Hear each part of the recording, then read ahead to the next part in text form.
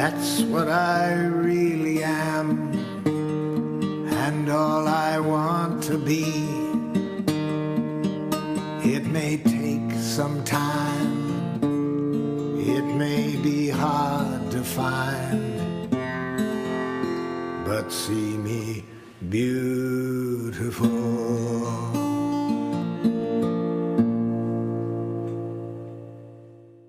At my first workshop, the next book after Mutual Education was a manual, I have a copy of it, called Responsible Thinking and Communicating. That's how he first thought about it. And there are several steps in it. They're all what we have now, but some are broken down even more than the 4 steps. In the manual, they were observations and feelings. And the 3rd step was called the because I clause. And the 4th step was requests. And the 5th step was, what do you want the other person's reasons to be for doing what you want them to do? And that step disappeared quickly and was replaced, in my view, by the addition to a request of the suggested communication form, if you are willing. But that was the 5th step that then, I believe, collapsed into the if you are willing step. So those were the steps of the model, and they were always the same on the opposite side with empathy. They were the 4 steps of that, just the opposite of honesty. Now, over time, the 3rd step evolved, and I have traced this from all of the writings that he has. I've looked at everything that he has written. And the because I clause remained, and it remains through nonviolent communication, a language of life. You can still see in that writing, which was in 2000, 2001, 2002, you can still see that he's talking about because I, that it was the taking of ownership for whatever it was that you said.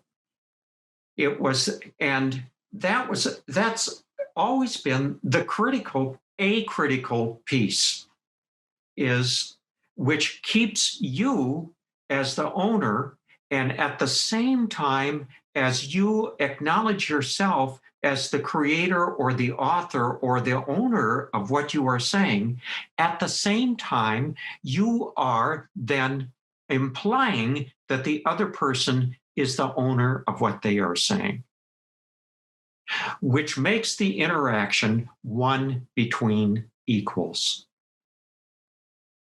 And as soon as you do not do that, as soon as you cite the label or whatever the judgment is, and do not say, this is my thinking, this is my interpretation, this is my conclusion, this is my judgment, but you say something, any form of you are rude or something like that, you not only are not in touch with your own experience as the author of that, but you are then implying that there is some independent source of truth that you are only channeling in this interaction, and you are simply benefiting the other person with this independent source of truth. And in doing so, you are denying their autonomy and their reality. So in doing this because I clause is absolutely essential for what it does for your own self, but it also, in doing that, you are then acknowledging and I don't want to say granting, because that's, you are acknowledging that this is an interaction among equals, which is, of course, at the heart of nonviolent communication. So this was all by way of saying the third step evolved. It always had the because I, but the content of the because I changed over the years as he was trying to figure out what did he want to fit in as the content there. So at first it was because you could even say your judgments, actually, because I have this thought about you. As long as you owned it. But it was whatever came to you, so that it changed from, I don't remember, I have to look at my notes to find out how that evolved, but because I value, that was one version of it. Because I want, that was another version of it. Because I have these inner associations, that was another version of it. Because I have this dream, that was another version of the third step, as in different publications, until finally around 1990, he identified then needs as what he was meaning to say, what was most powerful or most relevant for the third step. The essence of NVC is shared by other paradigms in the sense that it's to remember what my intent is in this world. And that intent can be expressed, or remember what I would like my intent to be in this world. That can be expressed several ways. It could be to keep my peace and balance regardless. It could be to do unto others as I would like them to do unto me. It could be to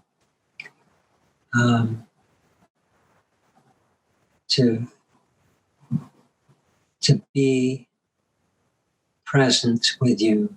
But what makes it different, that's what makes it similar, and that is the essence. But what makes it different is to have a procedure and to see how intimately language is connected to our ability to live that way. And by language, I mean not just what comes out of my mouth, but how I formulate thoughts in my head.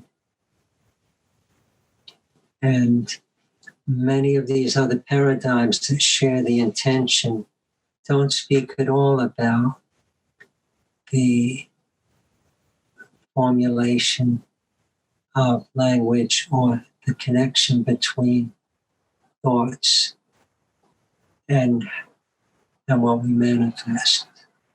I did learn eventually the difference between the outline or the procedures or the guidelines or the protocol or whatever you want to call it, and the intent, and how they are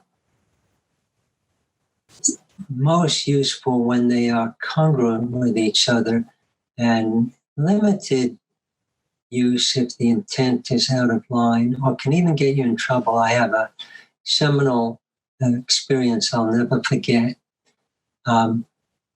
when I noticed the great difference. One time, my older sister was having a dispute with my younger sister about a very hot issue about our inheritance. And I was giving her empathy, or thought I was, and telling her, so you would really have liked it if Vera had given more consideration to your needs. And she snapped back at me, don't give me that reflexive shit. She didn't even know I was, quote unquote, using the NVC protocol. I was trying to follow it. And I'm thinking, I was giving her empathy. What went wrong? But I realized my intention was not to be with her. My intention was to get her to take responsibility for her own feelings and needs. It was to educate her and also to stop her from expressing an angry voice. So my intention was not to be empathically present with her. And so I got very clear that the form is one thing and the intention is another. And I've never forgotten that. And I at least try to notice if my intention is not in line with the form. You know, in some ways, when we are filled with a mission for something, or when we are very emotional, in political field especially, we feel so strongly about us who have the same ideas and them who are opposite. And this creating of a them and a feeling of us, and that makes a big field of fear that they do something and we don't want them to do that. And what I am able with when I'm going to be present is I at least can be present to what they do. But in order to be able to do that, I have to be there. I have to go into their hearts and understand, yes, also with the mind, but with the heart, understand where they are coming from. And then they are no longer them. They are perhaps, I don't agree with them, but I can understand where they are coming from. And they are not they're not enemies. They're human beings. I wouldn't want to maybe live with them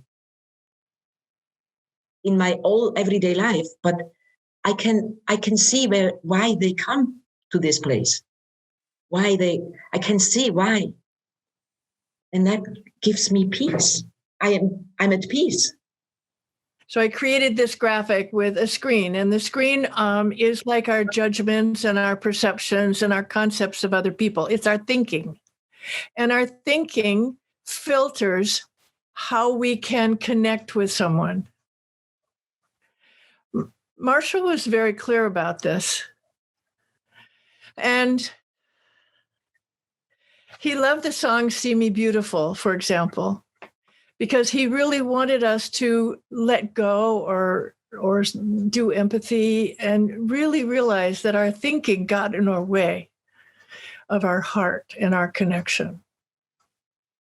A quote about that I like from Marshall is, when I fail to differentiate between what is happening and how I evaluate what is happening, I only see what my evaluations predispose me to see, and I miss the uniqueness of the situation. Marshall pointed out to us that the verb to be is dangerous, can be dangerous, such as, I am lazy. It's back to those labels. You are a disappointment.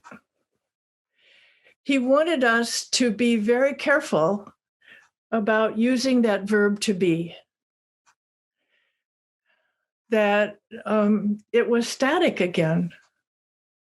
And he wanted us to use descriptions. For example, if he said, he wouldn't probably like us to say, those people are underprivileged or those people are privileged.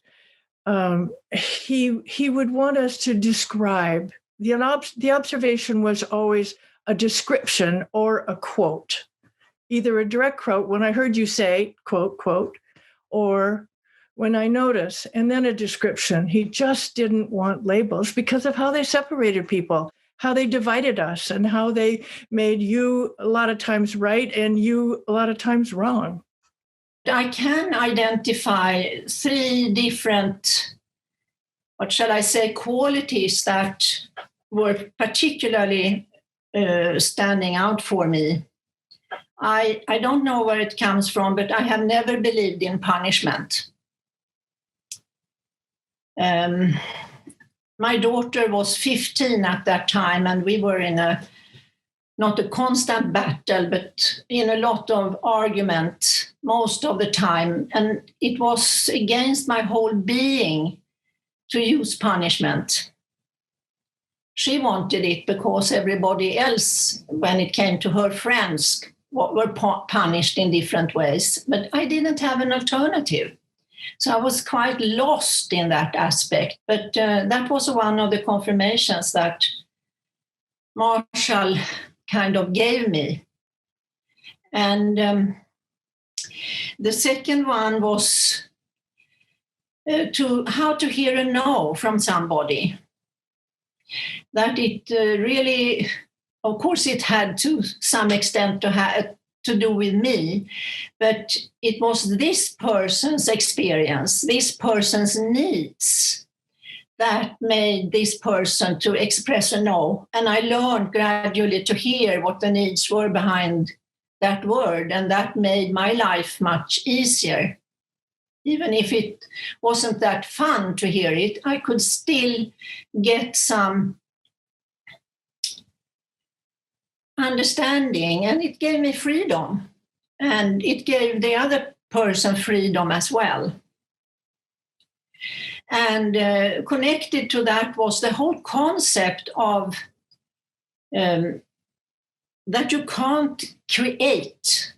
There's a difference between contributing to somebody's reaction, somebody's feelings, and to be responsible for them. And how we are trained. You all know when you go into training, we practice, I feel because I, and when we empathize with the other person, we practice to say, so you feel because you, which is a total turnaround to compare to what we are taught and how our language is usually used. What was so clear for me was the acceptance of what is in the now. Because what I have understood from other models is that there is a striving to be somewhere else. You're really not okay with where you are now. And that is such a relief. Because when I have that acceptance of what is now, then I can start looking at where do I want to go now? These are examples of people living the spirit of NVC who have no training or exposure to them, as far as I know. And they were epiphanies for me about the spirit of it. I had a friend named Jeff Souls, and I walked into a room that had an energy of trouble.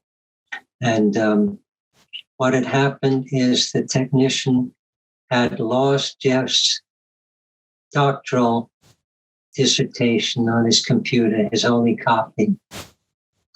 And his wife was standing, and he had proposed, he was defending himself, explaining it, the technician was, and saying, well, we can get a data recovery expert, to work on this.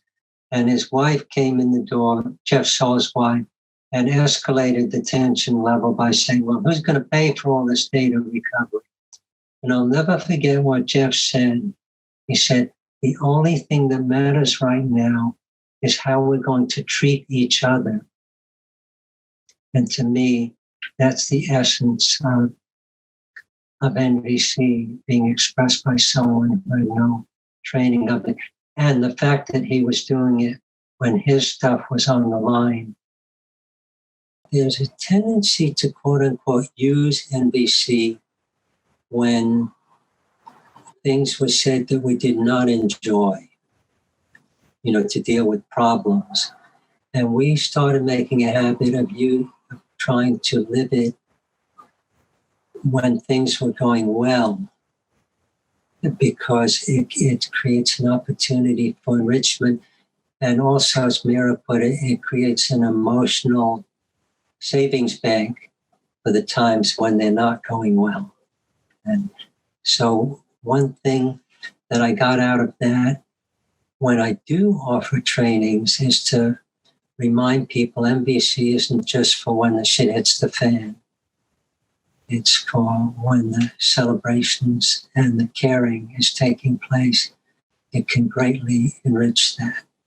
Another really seminal experience with my partner wife, friend Mira, was she had a history of her husband being sexually unfaithful to her. And of course, that goes with being emotionally unfaithful.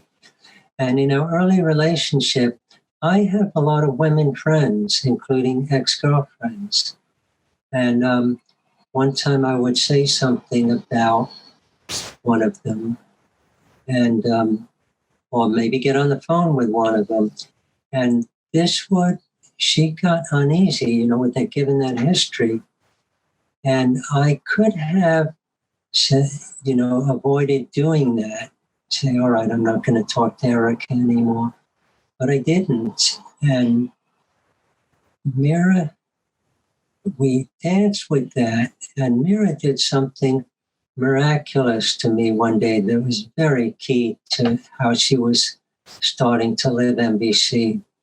One time I said something that could be interpreted as, affection for Erica. And she said, Alex, I need you to tell me why you would rather be with me than Erica. That was very NVC-ish. Jackal would have been, what's the matter with you, you asshole? Or how can you, do that? And that thing that Mira came up with goes into what I consider the power of the doable request. That's part of the NVC model. And the reason that I consider it like often the missing piece when people try to live NVC, express everything but what I want from you right now about this. And I use the metaphor, it's where the rubber meets the road. It's like having a perfect automobile with the tires missing if there isn't a doable, tangible request. But what's so dramatic is she went directly to the doable, tangible request, and that was all that was necessary. The other pieces didn't even have to be expressed because they were there historically about her pain and fear. She made the request. She saw what she needed was reassurance, and she was specific about what form she needed that reassurance in. And it was very simple to give it to her. And it healed 95% of that fear that is called jealousy.